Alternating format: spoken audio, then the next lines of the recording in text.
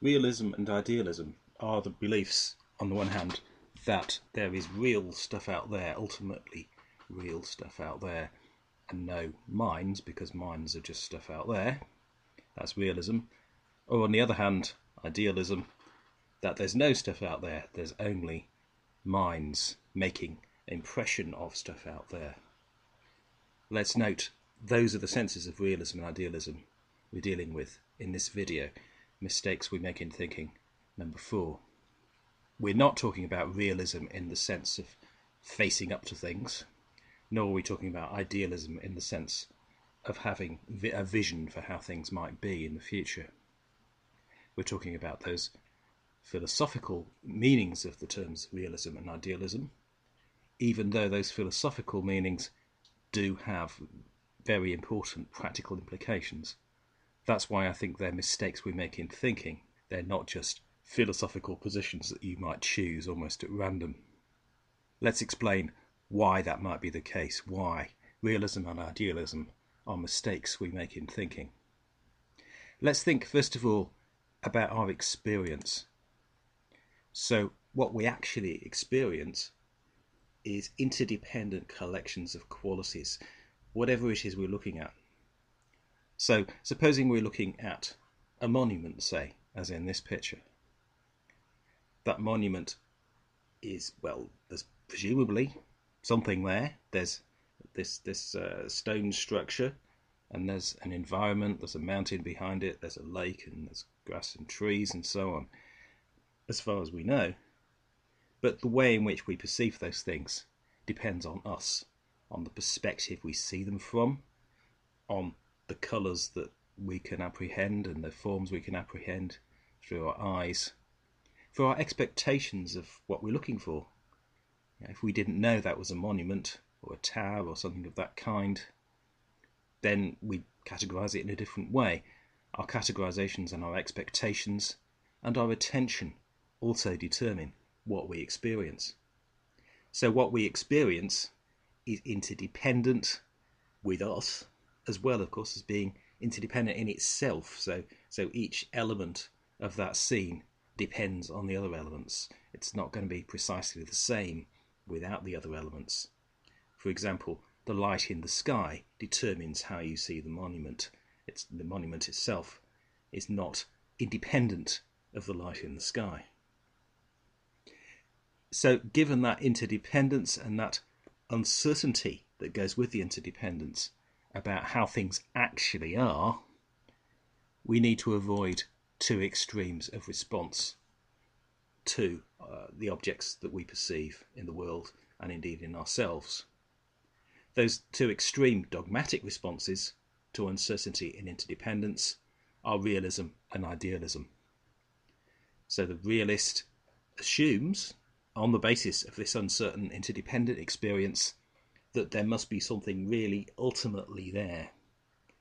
Not just generally and dependently there, but ultimately there. And that explains everything, this reality, including our minds. The idealist, on the other hand, noting the dependency of things that appear to be out there on our minds, says, oh, well, then it must all be mind. There can't be anything really there. Now, that's just as much of an error in the other direction, the assumption that there are only minds and no things. In either case, we just don't know. Now, it's often assumed, unhelpfully, that some sort of view about reality must precede us having provisional beliefs about it. But this is the wrong way round. It's a completely unnecessary assumption. And it flies in the face of what we know about psychology and the ways in which our beliefs develop in our brain. Our metaphysical beliefs, that is, our beliefs about what's ultimately true, what's real and so on, is just the tip of an iceberg. It may be what we are most conscious of and hold most explicitly in our minds. But it's not the foundation. No, it's the tip. The foundation of our experience is based on broader meanings arising from our bodily experience. We understand things because we experience them in our bodies. That then gives rise to the materials from which we can construct implicit beliefs. So the ways we act assume a certain view of the world, a certain set of ideas about how things are. Those we could call implicit provisional beliefs. Those beliefs might change when we encounter new experiences which show that things have changed or that we were mistaken. Out of those we can form explicit provisional beliefs. We can say to ourselves, yeah, I think, that's a monument over there, or I think Paris is the capital of France, and those, seem like reasonable things to believe. There's no reason to disbelieve them, just because there's a certain amount of uncertainty. We can note that uncertainty, and yet we can still believe those things. But metaphysical beliefs go further than that. Metaphysical beliefs claim, yeah, that's ultimately the case. That couldn't possibly change. That must be so. And that's the kind of problem which happens when realism and idealism become the basis of our judgments. So realism and idealism, on the one hand, are explicit philosophical positions. In a way, they're pretty harmless as such most of the time, but it's when those kinds of assumptions become the basis of our thinking in other ways that they start to become more dangerous or difficult errors in our lives. To see why they are so problematic, it helps to think about the psychological processes that are involved when we think in terms of realism and idealism. The psychological processes involved are projection and idealisation. Let's start with projection. So projection, as you can see through the example of a projector, which projects light, so a parallel to this is that we are projecting with our minds in the same way as a light projector projects light. The way we project with our minds is that we assume our mental construction must be true of the world. So we've got this representation of how things are in our minds. We assume that it's true of whatever it is we're looking at. So supposing you have some sort of hatred going on for your boss, you look at your boss, and what you're seeing or experiencing there is not just your boss as your boss is, but your boss according to that hatred. So your boss becomes a dark figure, a figure of hatred. That's a projection on that person, because there's a lot more going on in that person. It's not just the way that you see that person. So projection is the way in which we assume things to be real, even though the situation that we can justify believing in is just uncertain and interdependent. We don't have the grounds to justify that projection. That's what's happening with the basic realist process. The other psychological process that accounts for this realism and idealism is idealisation. Idealisation is often caught up and mixed up with projection, but if we just try and isolate it, it's creating an absolute mental version of something from the world. So, yeah, you may have seen this woman on a film, very attractive blonde woman. She's called Marilyn Monroe, but the idealisation you have constructed from that, this wonderful archetypal figure, that's something bigger than that for a lot of people. It's the role that she's played culturally is an idealisation rather than just something about the actual woman who was given the name Marilyn Monroe. So obviously we need an idealisation to start with in order to create a projection. So Marilyn Monroe is also a projection. This idealisation was then put back in the way that we viewed the woman herself. So there's a cycle involved which maintains both idealisation and projection in dependence on each other. We could start that process or tracking that process with the green circle, with selective experience. Selective experience means that there are some things we focus on and other things that we don't focus on, and that's really the result of being human and having certain desires and goals and having limited sense experience and so on. So we have selective experience. If you see a picture with Marilyn Monroe and you find her attractive, then you will focus on that attractive woman. You won't notice things in the background, for example. So selective experience then gives rise to idealisation, because we've only focused on the things that we've decided to focus on, and we've started to interpret those in terms of our desires or our constructions about how things should be. When we've idealised, then we have a representation. We have a mental map or a picture in our minds of how things are. Now, that's okay. It's okay to have a representation. The issue is, how rigid is that representation? Is it open to being changed according to experience? But if we go on to the next stage, if we project that representation, we're likely to continue with the cycle, which is pretty much the same as the confirmation bias cycle that I looked at in the first of this series of videos. So by projecting onto the world around us, we assume that what we've got in our minds is actually true of the world around us.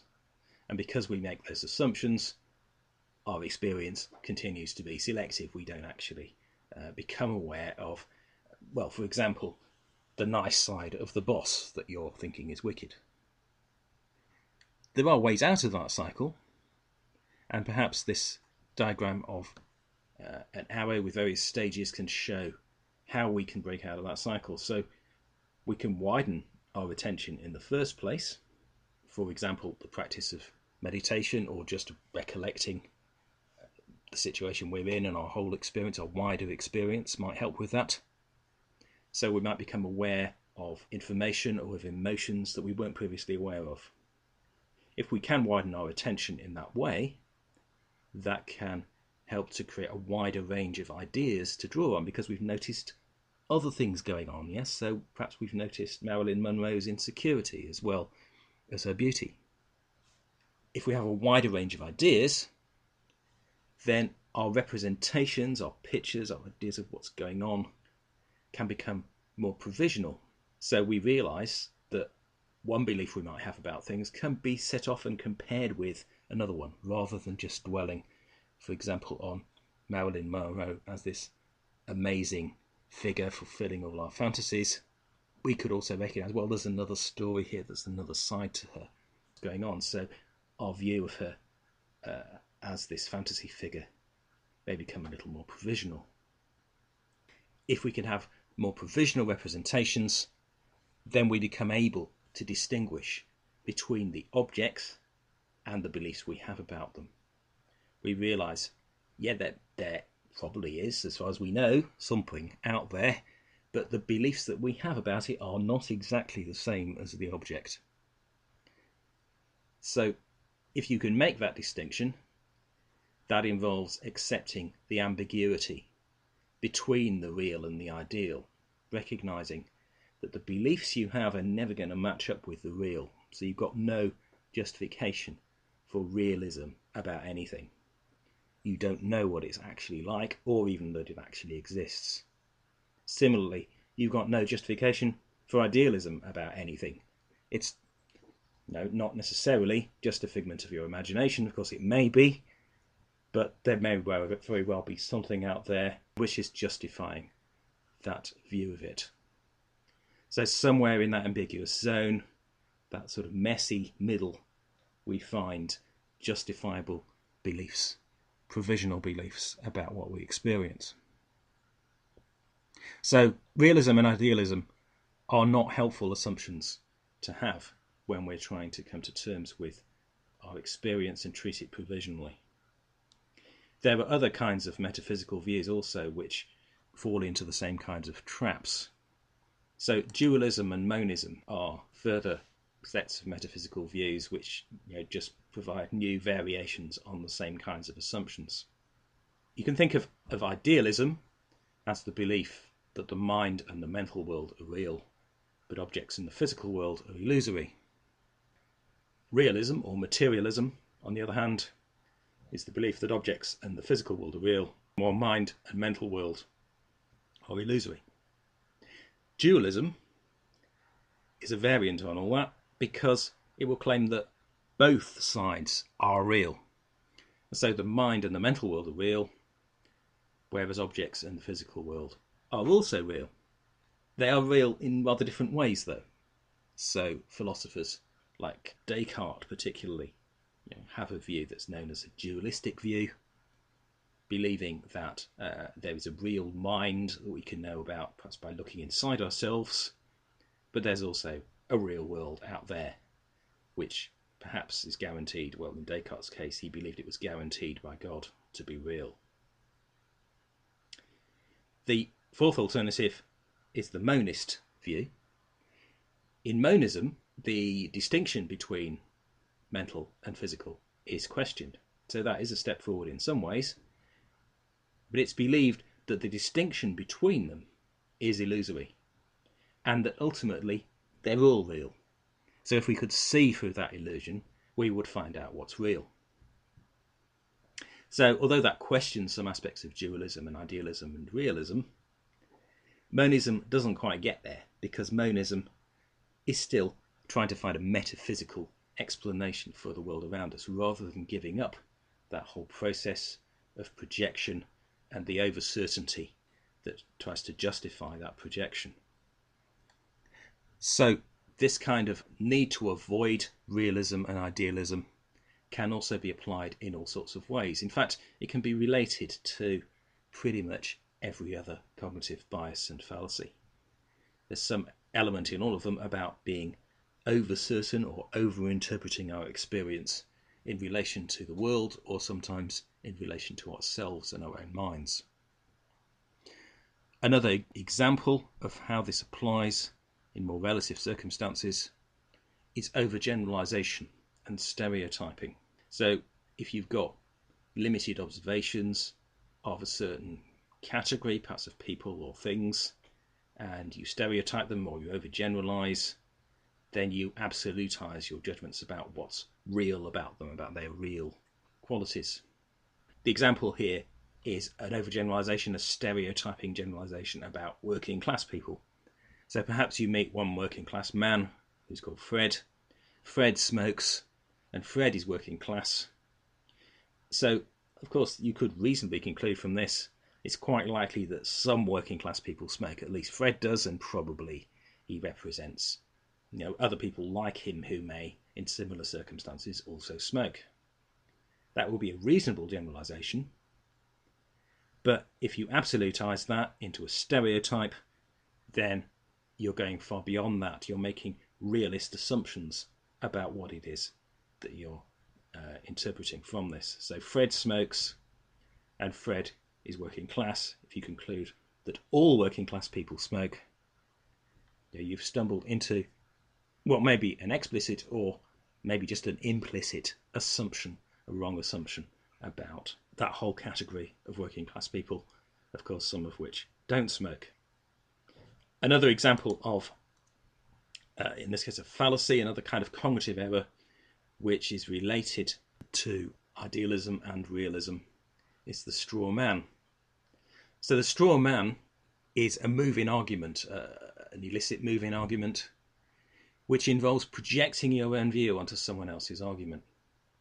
So you assume something about this person's argument, perhaps not deliberately. You assume that you've understood someone else's argument, and then you continue to say, no, that's wrong. But what you say to be wrong, what you claim to be wrong, is a misrepresentation of the argument. It's not what they actually said. So the straw man is a very common move that you can see occurring in very many debates between people, but it can be fairly easily avoided, perhaps by listening carefully to what someone else actually says, but also by summarising it and achieving agreement about what it is they're actually saying before you go on to criticise it. So all these aspects of realism and idealism do connect with other cognitive biases and with other kinds of fallacies and cognitive errors that I'm looking at in this series.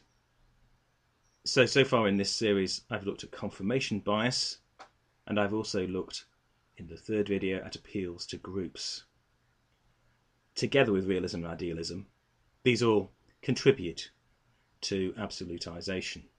The way in which they do so, just to recap and bring this together, is that confirmation bias will go around a positive feedback loop which reiterates, or because you're seeking further confirmation of what you already believe rather than looking for ways that it might be wrong, you're continuing to maintain an absolute belief. The loop itself is an absolutising loop in a way if you're not looking or not recognising the possibility of alternatives. So realism and idealism work in a very similar way. They're examples of that kind of confirmation bias at work, because once you assume a particular belief to be real, to be representing how things really are, once you assume there is a way that things really are which can be represented in that way, then you're into that confirmation bias loop and you're absolutising that belief. And the same goes for the denial of that reality in idealism. These whole perspectives are constantly reinforced also by groups. So the group biases that I looked at in the third video in this series also contribute to this. So we get groups of people who take realism and idealism for granted, and that makes it all the harder for people to break out of the assumptions of realism and idealism when they are discussing things within that group, and very often they may perceive their group membership to be dependent on accepting this metaphysical starting point. So that's the fourth of this series on mistakes we make in thinking. For details of all the cognitive mistakes covered in this series and their relationship to the absolutisation thesis and the practice of the middle way, please see Middle Way Philosophy 4, The Integration of Belief by Robert M. Ellis. This is available from Amazon and from Lulu. Also, for a community devoted to working with mistakes we make in thinking, please see the website www.middlewaysociety.org.